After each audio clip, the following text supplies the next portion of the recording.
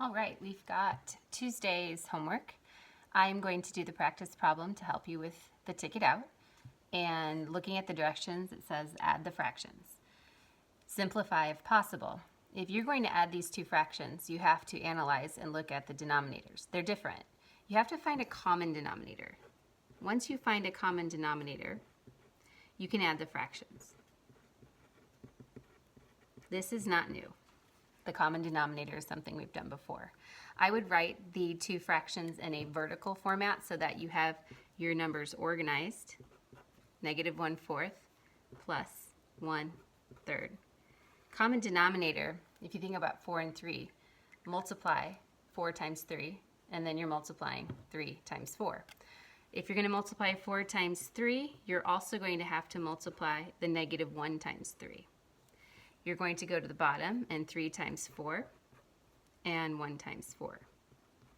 That way your denominators are now the same. 4 times 3 is 12. -1 times 3, that's a -3. 3 times 4 is 12. 1 times 4 is 4. You now have common denominators so that you can add your numerators. You're adding a -3 plus a +4, which equals 1.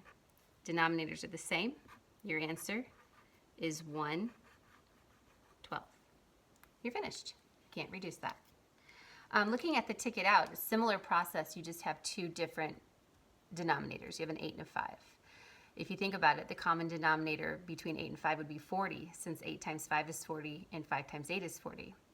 You would then take, since you're taking 8 times 5 is 40, you would take a -3 times 5, which would be -15.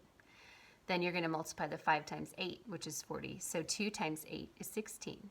Then you have -15 plus 16, which means you're going to have a positive 1/40 for your solution.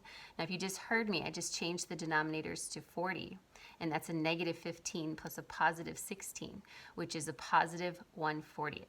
And then you can write that down on the Google Classroom and submit it.